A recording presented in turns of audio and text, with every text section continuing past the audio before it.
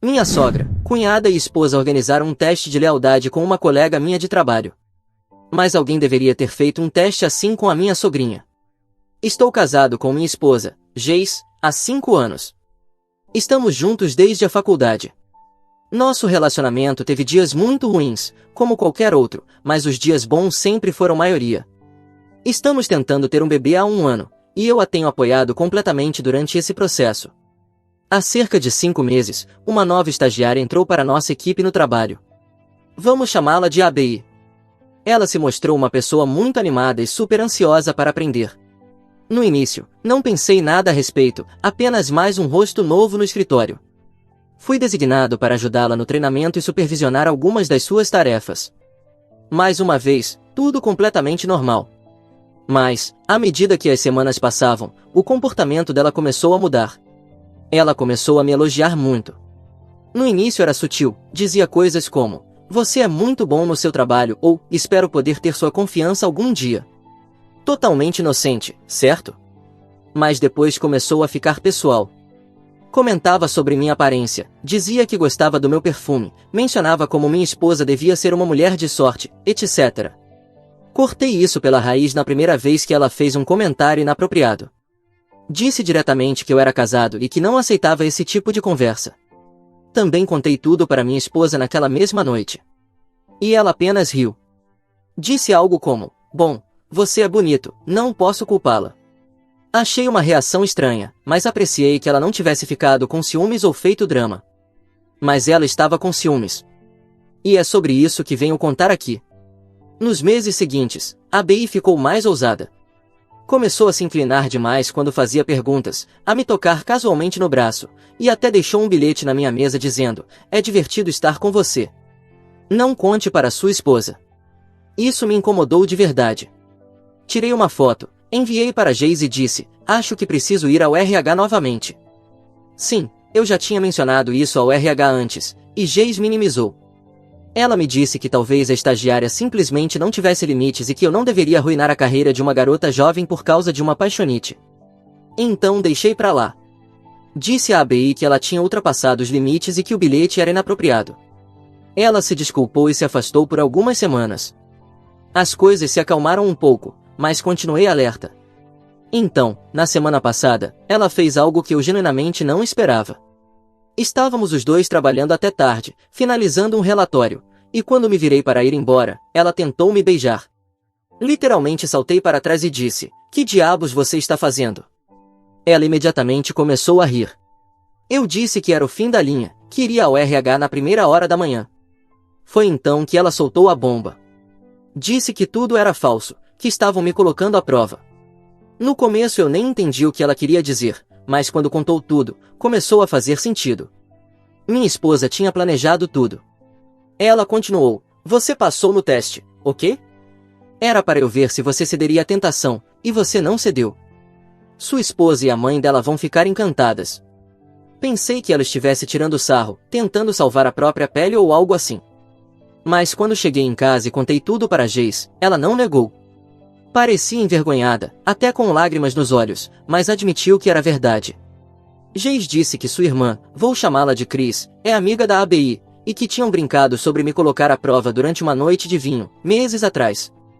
Segundo Geis, Cris achou que seria divertido ver se eu cederia sob pressão. Sua mãe, minha sogra, ouviu a história e, supostamente, levou a sério. E ficou insistindo com a Geis durante as semanas seguintes.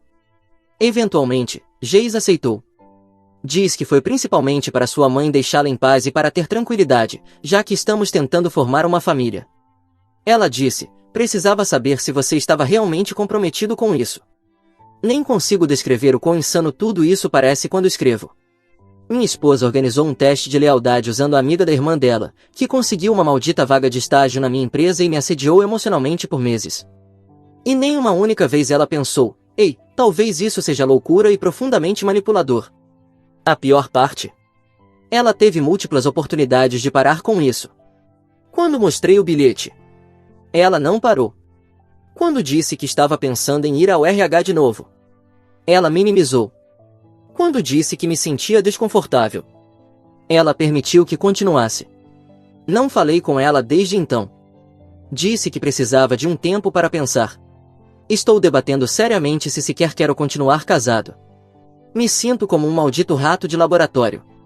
Nem sei por que estou escrevendo isso. Suponho que só reste o divórcio numa situação como essa.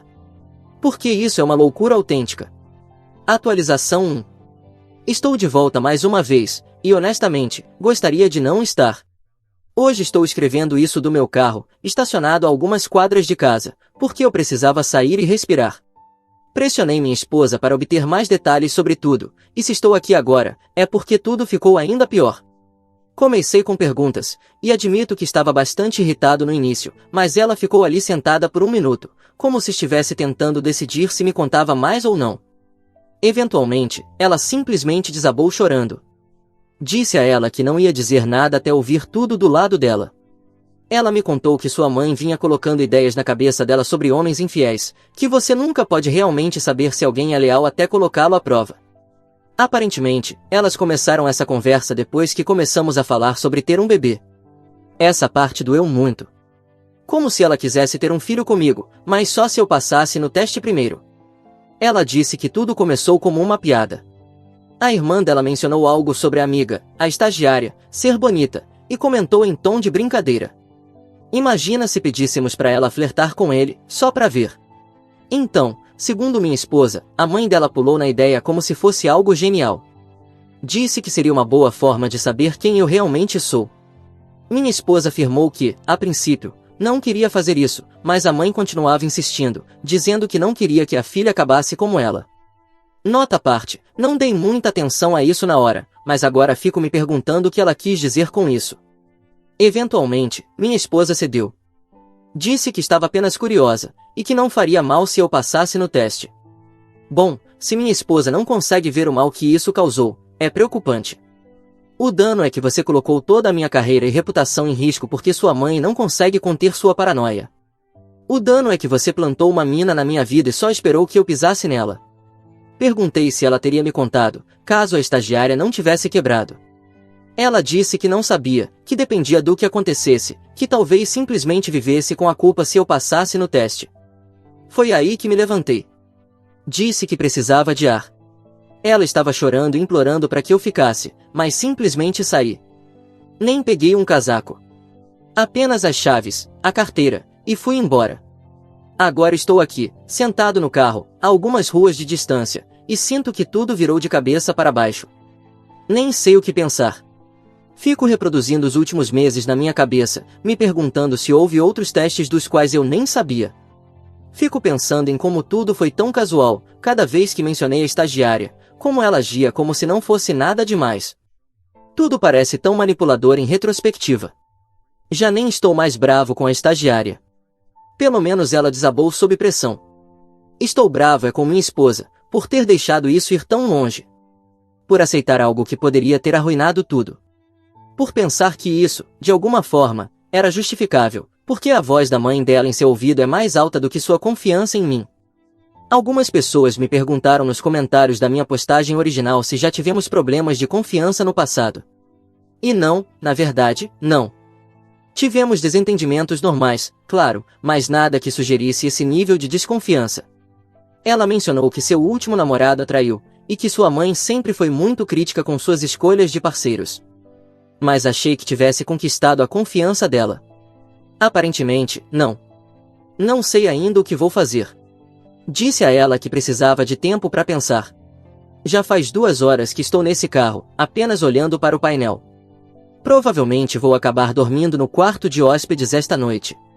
Ela tem me mandado mensagem sem parar enquanto estou aqui. Disse que vai cortar relações com a mãe. Disse que agora percebe o quão distorcido tudo isso foi e que se arrepende de tudo. Mas, cara, arrependimento não apaga meses brincando com a minha vida. Enfim, farei outra atualização quando estiver com a cabeça mais clara. O que eu sei é que não vou fingir que está tudo bem só porque ela disse que sente muito. Há linhas que não se cruzam, e ela atropelou todas, só porque a mãe mandou. Voltarei em breve, com sorte, com mais clareza. Talvez até com algumas respostas. Mas neste momento, só estou cansado, irritado e realmente decepcionado. Atualização 2. Depois daquela noite no carro, quando disse a Jace que precisava de um tempo, passei alguns dias tentando me acalmar e decidir o que fazer. Não falei muito com ela, além de algumas mensagens de texto aqui e ali, só para confirmar que estávamos vivos e que, por enquanto, ninguém iria a lugar nenhum. Ainda não disse a ela que estava considerando o divórcio, não queria que ela entrasse em pânico ou agisse por desespero. Eu precisava estar com a cabeça fria e queria respostas primeiro. Depois de alguns dias de espaço, nos quais morávamos na mesma casa, mas sem nenhuma comunicação entre nós, disse a ela que, se realmente estivesse comprometida em consertar isso, e se quisesse que eu sequer considerasse ouvi-la, então precisaríamos ter uma conversa completa com ela, sua mãe e sua irmã. Eu precisava saber exatamente como esse teste todo foi planejado, quem disse o que e como justificaram isso.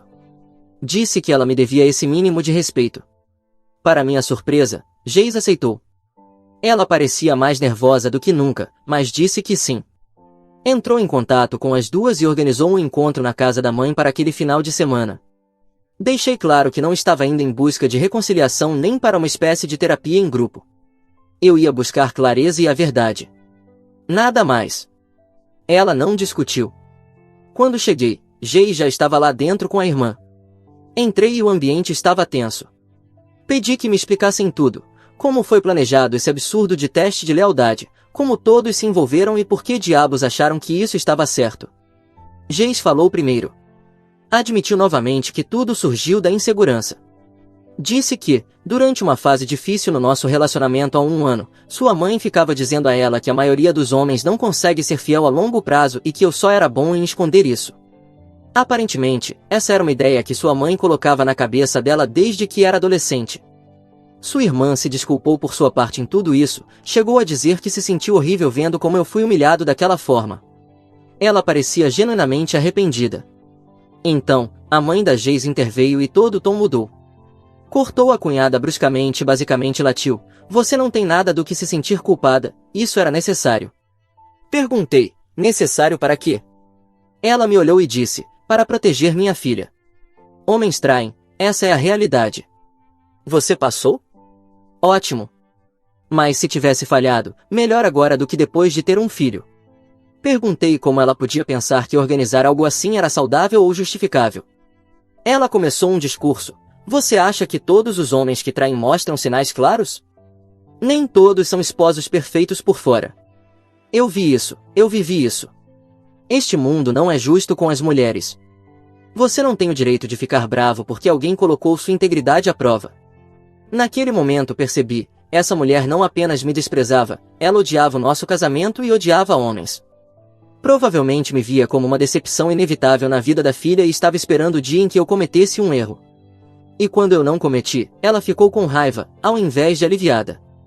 Perguntei diretamente: "Por que diabos você me odeia tanto?"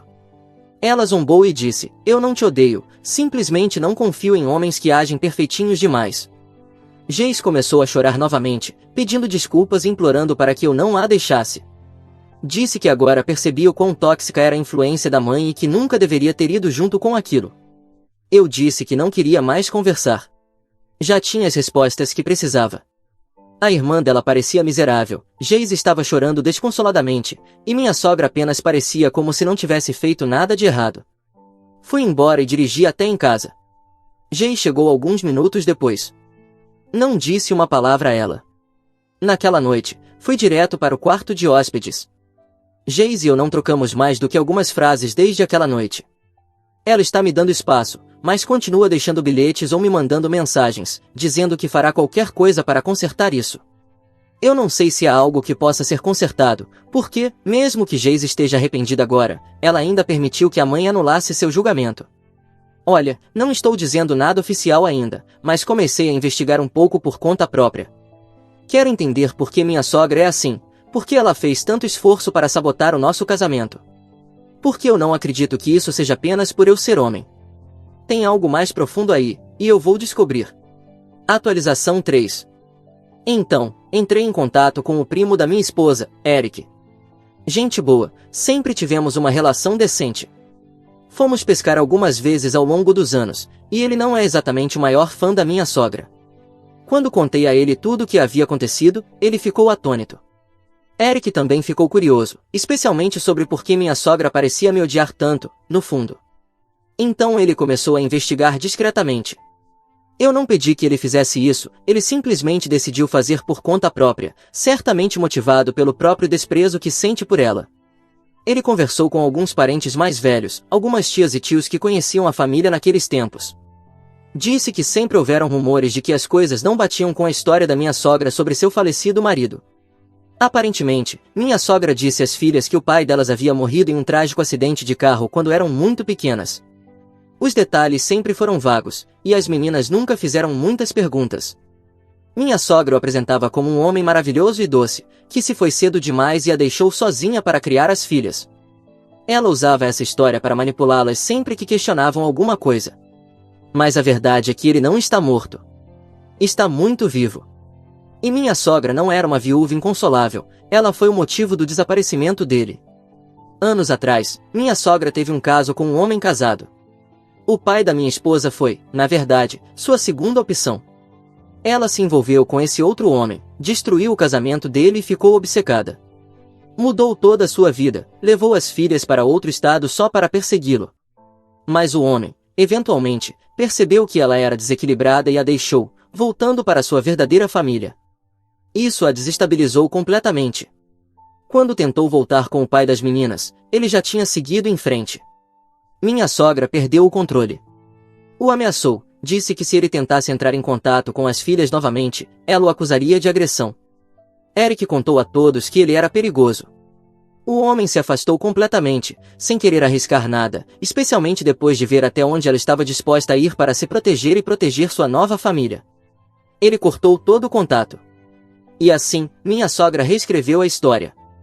Disse que ele havia morrido. Eric confirmou tudo.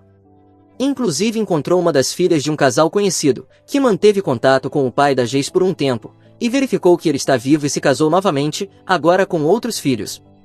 Fiquei chocado, mas já nem me surpreendia mais. Depois de tudo que minha sogra havia feito, isso, na verdade, explicava muita coisa. O ódio dela por mim não era realmente sobre mim, era sobre o que eu representava.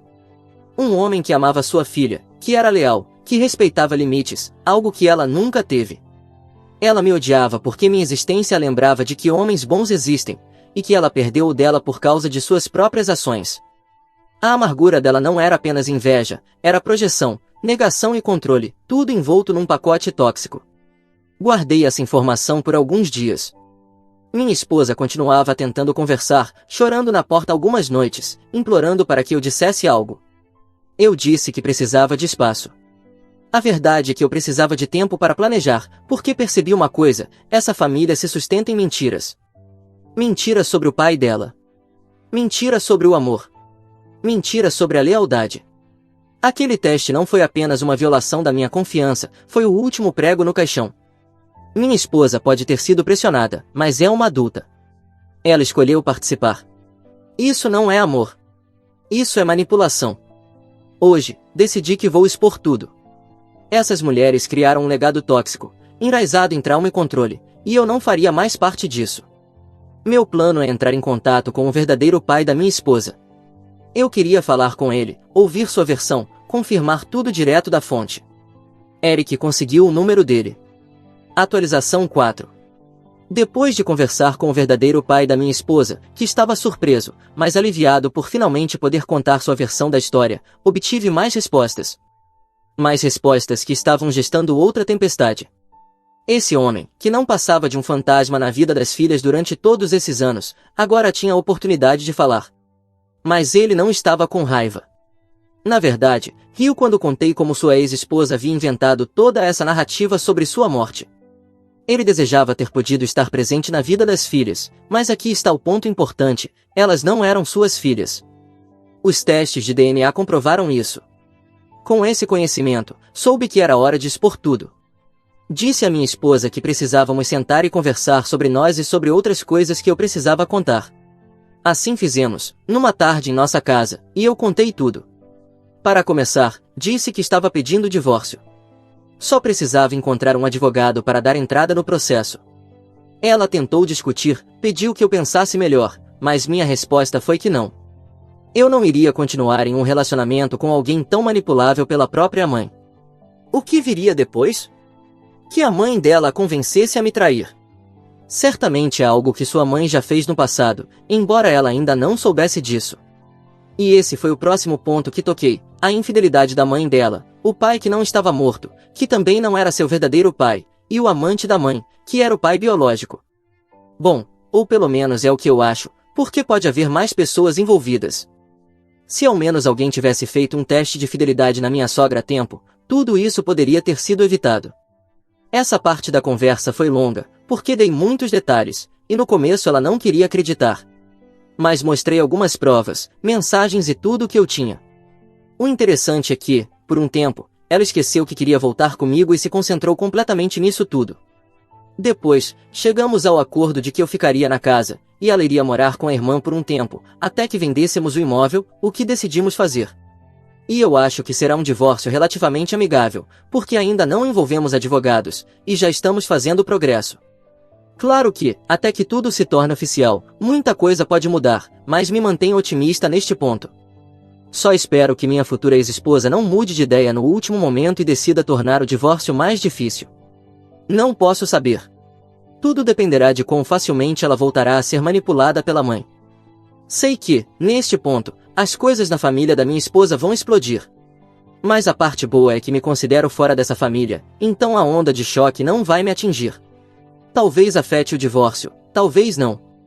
Mas será muito bom observar isso de longe, porque, mesmo que ainda não seja oficial, para mim já é oficial na minha mente. Este casamento terminou na minha cabeça. Atualização 5. Todos queriam uma atualização sobre a explosão na família da minha ex-esposa, e alguns poucos comentários também me perguntaram sobre o meu divórcio. Trago informações sobre ambos, embora eu tente falar o mínimo possível sobre o divórcio. No fim, eu estava certo, felizmente, e foi um divórcio muito simples. Não é que minha ex não tenha tentado consertar as coisas entre nós, mas ela estava tão ocupada com a mãe, o pai e todo aquele caos que simplesmente assinou e seguimos em frente. Nunca pensei que diria isso, mas obrigado, ex-sogra. Seu próprio desastre e estupidez me proporcionaram um divórcio sem obstáculos.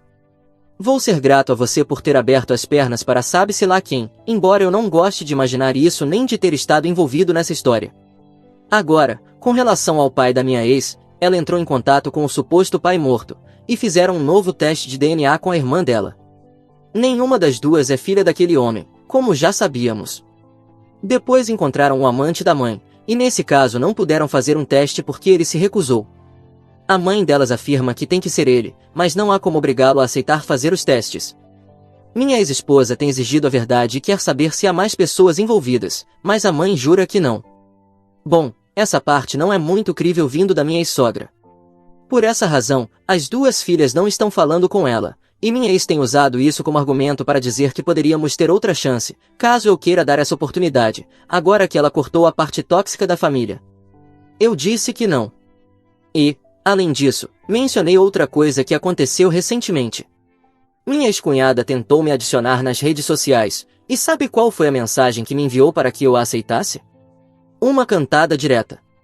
Não aceitei o pedido, porque não quero estar perto dessa família de malucas, mas contei à minha ex-esposa o que a irmã dela tinha feito. Elas também não estão se falando neste momento. Você imagina se isso foi mais um teste da minha ex-esposa? Ou talvez a tentativa da irmã tenha sido para me deixar solteiro de qualquer forma. Aquelas três precisam procurar uma instituição, talvez façam desconto familiar se forem juntas. Da minha parte, quanto mais longe eu puder ficar, melhor. E quase me esqueci da amiga da minha ex-cunhada, algumas conversas por mensagem com minha ex-esposa foram suficientes para que o setor de recursos humanos a removesse da empresa. Sim, eu não ia deixar que ela saísse impune. Ela também participou daquele sabá. História 2.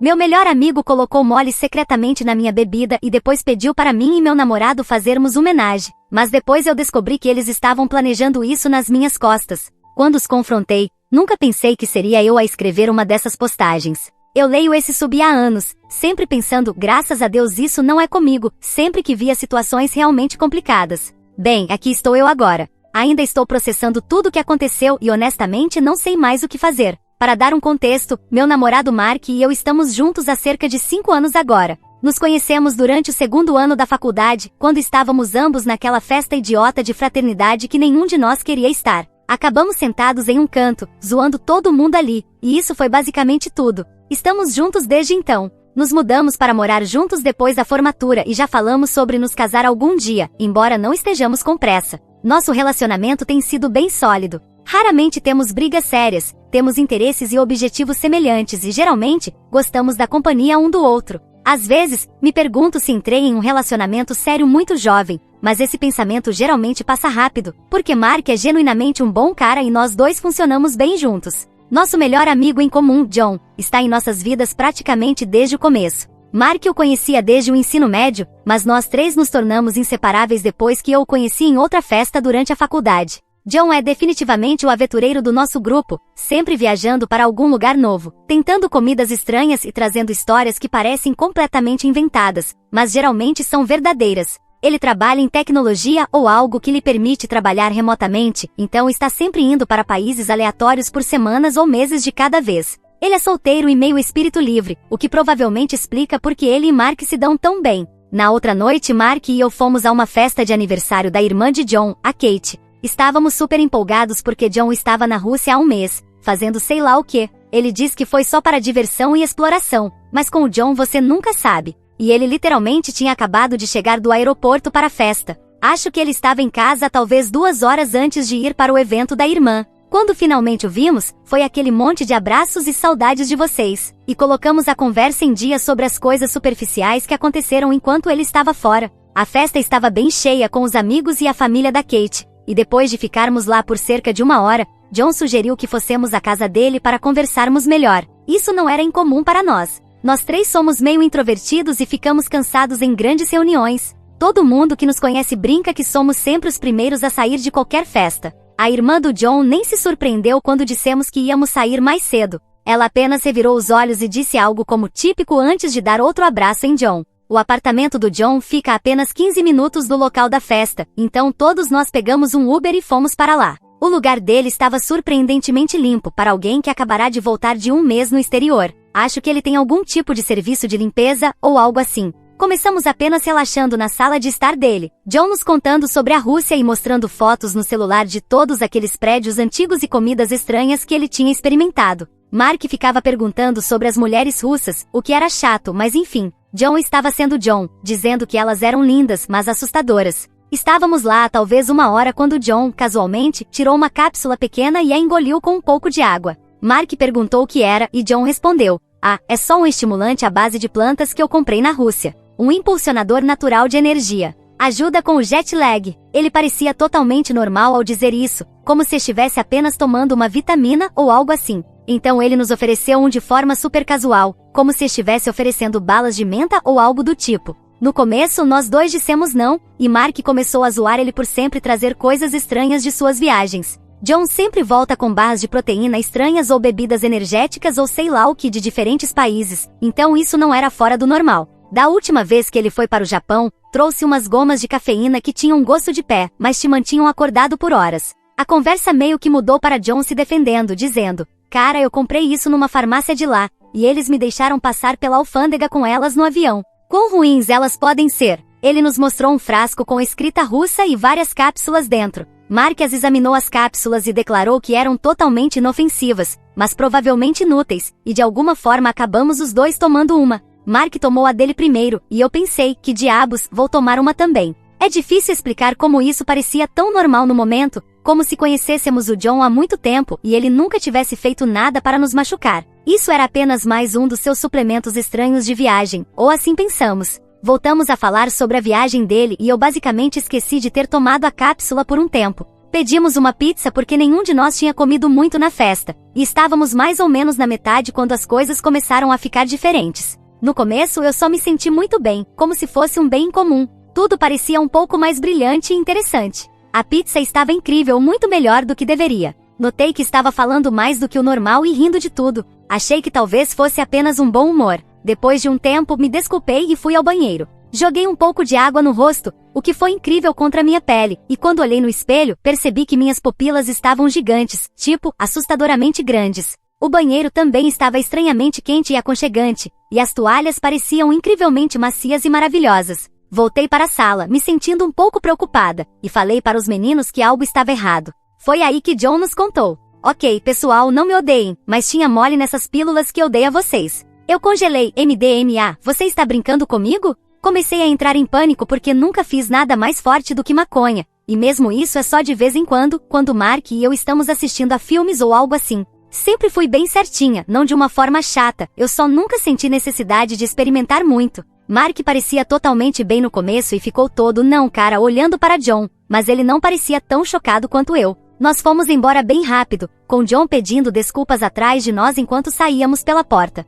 Mark e eu sentamos em um banco do lado de fora do prédio de John, tentando processar o que tinha acontecido. Foi então que Mark começou a sentir também. Ele ficou com um sorriso bobo no rosto e ficou tocando meu cabelo, dizendo quão macio ele estava, e aqui está a parte estranha. Ficou muito difícil ficar brava com o John. Tudo parecia tão bom, de repente estávamos os dois nos sentindo incríveis, e toda a raiva simplesmente derreteu. Eu senti uma conexão incrível com Mark, como se eu o entendesse perfeitamente naquele momento. Então o telefone de Mark tocou e era o John, ainda pedindo desculpas, e de alguma forma acabamos convidando ele para se juntar a nós. Eu ainda não entendo como isso aconteceu, mas de um minuto para o outro estávamos bravos com ele, e no próximo estávamos dizendo para ele se acalmar. Os três de nós fomos a um parque perto dali e ficamos conversando por horas. Quero dizer, horas. Parece que tivemos as conversas mais significativas que já tivemos, mesmo que olhando para trás. Provavelmente eram só coisas normais que pareciam profundas porque estávamos chapados. Eu lembro de John nos contar sobre como ele às vezes se sente solitário, apesar de todas as suas viagens, e como ele inveja nosso relacionamento.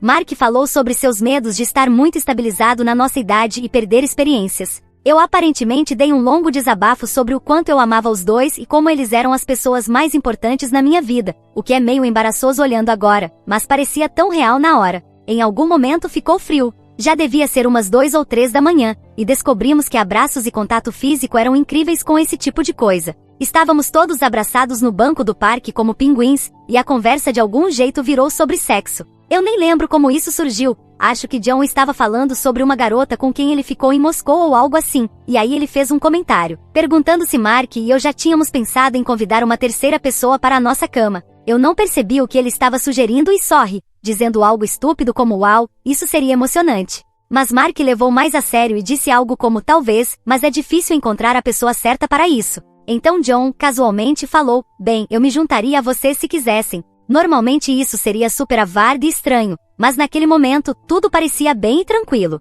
Nós rimos disso e passamos para outros tópicos. Eu lembro de pensar que era só o John sendo John. Ele sempre fala coisas absurdas para causar uma reação, então eu não achei que ele estava falando sério. Finalmente saímos do parque quando o sol começou a nascer. John nos levou de volta ao nosso apartamento, que fica a uns 20 minutos a pé do parque. Já estávamos todos começando a baixar, nos sentindo cansados, mas ainda estranhamente conectados. Nos abraçamos para nos despedir, e John pediu desculpas de novo por não ter nos contado sobre o MDMA. Eu lembro de ter dito que estava tudo bem e que me diverti, o que é tão errado olhando para trás. No dia seguinte, eu me senti um lixo absoluto, não só fisicamente, porque estava com uma dor de cabeça horrível e me sentindo desidratada pra caramba, mas mentalmente. Depois que a droga saiu completamente do meu sistema, eu estava tão brava com o John por ter nos dopado sem o nosso consentimento. Tipo, isso é realmente muito errado, não importa como você olhe. E se um de nós tivesse tido uma reação ruim? E se eu tivesse alguma condição que eu não soubesse? Mark estava mais tranquilo sobre isso, o que me incomodou.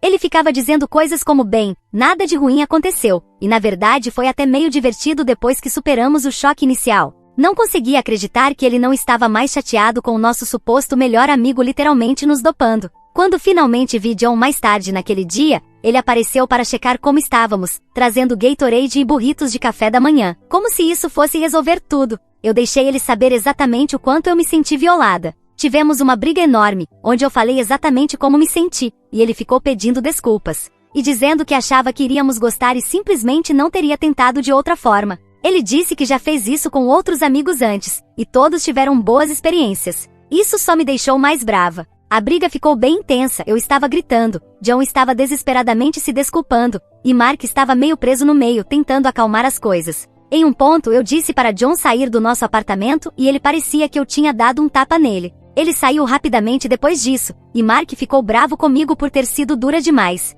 Nós acabamos brigando também, com eu acusando ele de não levar isso a sério o suficiente, e ele dizendo que eu estava exagerando. Eventualmente nós nos acalmamos, mas as coisas ficaram tensas entre nós. Apesar dessa briga, os três ainda nos encontrávamos todos os dias, antes de John viajar para a Alemanha. Ele estava indo para lá por alguma coisa de trabalho, acho que uma conferência ou algo assim. No começo as coisas estavam tensas, mas éramos amigos há tanto tempo que meio que empurramos isso para frente. John estava especialmente gentil comigo, como se estivesse pisando em ovos, e eu o avisei várias vezes que, embora ainda fosse amiga dele, nunca confiaria nele da mesma forma novamente. Ele pareceu aceitar isso, e nós alcançamos uma espécie de trégua tensa. Fizemos várias das nossas atividades habituais e à superfície, as coisas pareciam quase normais de novo, mas definitivamente havia uma corrente subterrânea de estranheza. Eu peguei John e Mark trocando olhares algumas vezes, quando pensavam que eu não estava prestando atenção, mas na hora eu não pensei muito nisso. Então, ontem, completamente do nada, Mark me disse que estava pensando sobre a sugestão de John. Estávamos só sentados no sofá, assistindo TV depois do jantar, e ele pausou o programa e se virou para mim com uma expressão séria. No começo eu nem sabia do que ele estava falando. Então ele esclareceu que estava considerando a ideia do homenagem. Ele e John já tinham conversado sobre isso, e agora estavam só esperando que eu dissesse sim. O que diabos? Eu apenas fiquei olhando para ele, nem sabendo se ele estava falando sério. Não conseguia acreditar que eles haviam conversado sobre isso nas minhas costas, especialmente depois de tudo o que aconteceu. Mark começou a falar sem parar sobre como poderia ser uma experiência divertida e como ele confiava mais em John do que em qualquer outra pessoa. Se nós fossemos tentar algo assim, ele disse que John tinha experiência com homenagem e sabia como garantir que todos estivessem confortáveis. Ele até sugeriu que isso poderia nos aproximar ainda mais depois do incidente com o MDMA. Eu estava tão chocada que nem consegui formar uma resposta coerente. Então, eu precisei sair para o trabalho, já estava atrasada, então só disse que a gente falaria sobre isso quando eu chegasse em casa. Mas passei o dia todo arrumando desculpas para não voltar para casa, dizendo para Mark que eu estava trabalhando até mais tarde, depois que eu estava saindo para beber com colegas de trabalho. Agora estou sentada em uma cafeteria, digitando isso em vez de enfrentá-lo. Não sei o que fazer. Por um lado, entrei em um relacionamento muito jovem e às vezes me pergunto se estou perdendo experiências. Antes de Mark, eu só fiquei com 2 outros caras, e nenhum dos dois foi um relacionamento muito sério. E se eu fosse tentar algo assim, faria sentido tentar com alguém em quem confiamos, em vez de um estranho. Além disso, não vou mentir, John é atraente. Ele tem toda essa vibe aventureira meio perigosa que sempre foi intrigante. Sempre tive uma quedinha por ele, Mark sabe disso e brinca comigo às vezes, mas eu nunca teria agido sobre isso. Mas por outro lado, esse é o nosso melhor amigo. E se isso fizer tudo ficar estranho? E ainda não consigo superar o fato de que tudo isso começou porque John literalmente nos drogou. Isso parece uma bandeira vermelha gigante que eu não deveria simplesmente ignorar. Mas Mark parece estranhamente indiferente a isso, o que me faz perguntar se ele sabia sobre isso antes. Eles planejaram isso juntos? Ele nunca mencionou querer tentar algo assim antes, mas talvez ele tivesse medo de tocar no assunto. Nunca estive nessa situação antes e não faço ideia do que fazer. Qualquer conselho seria apreciado. Para atualizar alguns de vocês, vocês entenderam completamente errado sobre meu relacionamento com Mark, mas tudo bem. Eu não sou um tapete como alguns de vocês sugeriram, e não temos um relacionamento obviamente tóxico. 5 anos de tempos principalmente felizes não se tornam de repente tóxicos por causa de uma situação bem bagunçada. Enfim, muita coisa aconteceu desde minha postagem original, então vou tentar atualizar vocês sobre como as coisas estão agora. Desculpem pelo comprimento, mas acho que vocês merecem saber tudo. Atualização 1. Depois de todos os seus conselhos, em primeiro lugar, quero agradecer a todos que tiraram um tempo para me dar conselhos. Vocês realmente me ajudaram a me sentir menos sozinha nessa bagunça, e sinceramente, eu não tinha mais ninguém para recorrer. Eu não podia exatamente falar com meus amigos normais sobre isso. Ei, meu melhor amigo me drogou e agora ele e meu namorado querem fazer homenagem. Isso não é exatamente conversa casual de brunch. Então, depois de postar isso e ler a primeira leva de comentários, percebi que precisava de um tempo para realmente pensar sobre o que eu queria fazer. Eu ainda estava na cafeteria quando Mark começou a me mandar mensagens, perguntando quando eu voltaria para casa. Eu ignorei ele e mandei mensagem para minha colega de trabalho, perguntando se eu poderia ficar na casa dela. Felizmente, ela disse sim, sem fazer muitas perguntas, embora eu tenha dado a ela uma versão bem diluída dos acontecimentos, dizendo apenas que Mark e eu tivemos uma briga e eu precisava de um tempo. Eu ignorei todas as ligações e mensagens de Mark e John naquela noite. Mark ligou umas 6 vezes e enviou várias mensagens perguntando onde eu estava e se eu estava bem. John mandou 2 mensagens perguntando se estava tudo bem e dizendo que Mark parecia preocupado. Eventualmente, eu desliguei o celular, porque não conseguia lidar com isso. Na manhã seguinte, liguei o celular novamente e mandei mensagem para os dois dizendo que nos encontrássemos naquela cafeteria no centro da cidade às 10 horas da manhã. Eu pensei que um lugar público seria melhor para essa conversa, tanto para evitar que as coisas ficassem muito quentes quanto para me dar uma saída fácil, se necessário. Passei a maior parte da noite pensando sobre o que eu queria dizer, até escrevi algumas coisas para não esquecer nada importante. Quando cheguei na cafeteria cerca de 10 minutos antes, eles já estavam lá e tinham pedido a minha bebida favorita. Não sei se isso foi doce ou manipulador. Nesse ponto, os dois pareciam que não tinham dormido muito. Mark tinha olheiras e o cabelo do John estava uma bagunça, o que era incomum para ele, já que normalmente ele se cuida bastante. Assim que me sentei, os dois começaram a falar ao mesmo tempo, mas eu levantei a mão e disse logo que precisava dizer tudo o que tinha que dizer sem interrupções. Eles basicamente respeitaram isso, embora tenham tentado interromper algumas vezes quando eu disse algo com o qual não concordavam. Eu vou parafrasear aqui porque não lembro das minhas palavras exatas, mas basicamente eu disse ao John: o que você fez foi completamente errado. Dar drogas a alguém sem o consentimento dessa pessoa nunca é aceitável, não importa quais fossem suas intenções ou como isso acabou. Eu não me importo se você achava que íamos gostar ou se você ficou frustrado, porque não quisemos tentar isso de forma voluntária. Isso é nossa escolha, não sua. Você percebe que poderia ter nos colocado em perigo? E se um de nós tivesse uma reação ruim? E se tivéssemos sido parados pela polícia? E se eu tivesse alguma condição médica que você não soubesse? Você violou a nossa confiança de uma das formas mais fundamentais possíveis, e honestamente, não sei se eu posso confiar em você totalmente novamente. Então, eu me virei para Mark e disse: e você? Eu não estou bem com o quão indiferente você parece estar com tudo isso. Isso me faz questionar se você sabia sobre o MDMA antes. Você estava envolvido nisso? Eu até estou começando a achar que vocês dois planejaram isso só para me fazer concordar com o homenagem, o que eu não quero que aconteça. Eu não entendo como você pode ser tão casual sobre seu melhor amigo nos drogando. E também não estou bem com o fato de vocês dois terem discutido essa ideia de homenagem nas minhas costas, em vez de me incluir na conversa desde o começo. Você achou que poderia simplesmente apresentar isso como uma decisão tomada e que eu iria concordar com isso? Você não me respeita o suficiente para me incluir nas discussões sobre minha própria vida sexual? Eu não confio em nenhum de vocês agora, e eu preciso de um tempo. Eu estava tremendo durante a maior parte disso e não conseguia olhar diretamente para eles. Minha voz quebrou algumas vezes, o que foi embaraçoso, mas eu consegui terminar. No final, eu estava suando pra caramba, mas consegui dizer tudo o que precisava. Eu provavelmente disse mais do que isso, mas esses foram os pontos principais. Depois que terminei, eu disse ao Mark que ele deveria ficar com o John até o John viajar para a Alemanha, porque eu precisava de um tempo sozinha no nosso apartamento para pensar. Quando Mark perguntou se estávamos terminando, eu sinceramente disse que não sabia ainda. A reação inicial deles foi bem defensiva. John ficava dizendo coisas como: não foi tão sério, mas você gostou, né? Enquanto Mark insistia que eu estava exagerando e que eles nunca fariam nada para me machucar intencionalmente. Isso só me deixou mais brava. Eles nem estavam ouvindo o que eu estava dizendo sobre consentimento e confiança. Mas quando perceberam que eu estava muito séria sobre precisar de espaço e potencialmente terminar o meu relacionamento com Mark, eles mudaram rapidamente de postura. John parecia prestes a chorar, dizendo coisas como: esqueça a ideia do homenagem, e eu queria poder voltar atrás. Ele continuou repetindo que valorizava nossa amizade mais do que tudo e faria o que fosse necessário para consertar as coisas. Mark parecia genuinamente chocado com tudo que eu estava dizendo, como se não tivesse percebido o quão sério isso era para mim. Ele continuava repetindo que nunca deixaria nada me machucar e que eu o conhecia há tanto tempo e deveria saber disso. Ele jurou que não sabia sobre o MDMA antes e que ficou tão surpreso quanto eu. Quando eu perguntei por que ele não estava mais chateado com isso, ele murmurou algo sobre tentar tirar o melhor de uma situação ruim e não querer estragar nossa amizade com John. Desculpas fracas se me perguntarem. Eu mantive minha posição. Disse a eles que precisava de pelo menos uma semana sem nenhum contato de ambos. Eu disse que entraria em contato quando estivesse pronta para conversar de novo e que não era para me ligar nem me mandar mensagem antes disso. Também deixei claro que não estava tomando nenhuma decisão naquele momento, só precisava de tempo para processar tudo. Quando eu fui embora, Mark pediu um abraço e depois de hesitar eu deixei. Foi um abraço desconfortável e rígido, não como o nosso abraço normal, confortável. Ele sussurrou: por favor, não me deixe, o que me fez me sentir mal, mesmo sabendo que eu não fui a culpada aqui.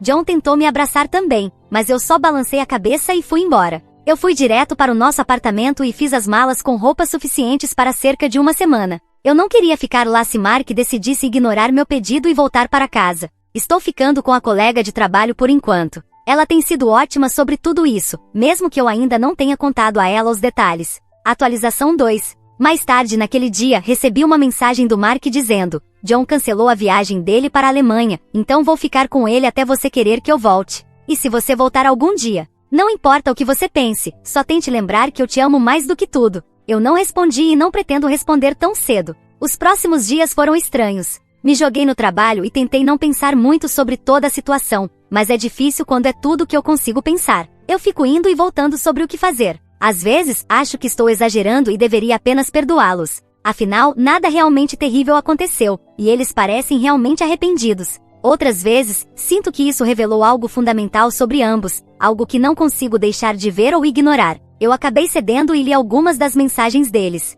Depois de alguns dias, John enviou uma longa carta de desculpas tanto para meu celular quanto para meu e-mail, dizendo que ele percebeu o quão sério o que ele fez foi e que ele iria procurar terapia para entender por que achou que era aceitável violar limites assim. Ele disse que estava lendo sobre consentimento e percebeu o quanto estava errado. Parece sincero, mas quem sabe? As mensagens de Mark foram mais emocionais e menos reflexivas, com muitas coisas como "sinto sua falta, por favor, fale comigo e me desculpe". Ele não reconheceu especificamente o que fez de errado, apenas que estava arrependido. Isso me incomoda. Minha colega de trabalho acha que eu deveria terminar com o Mark.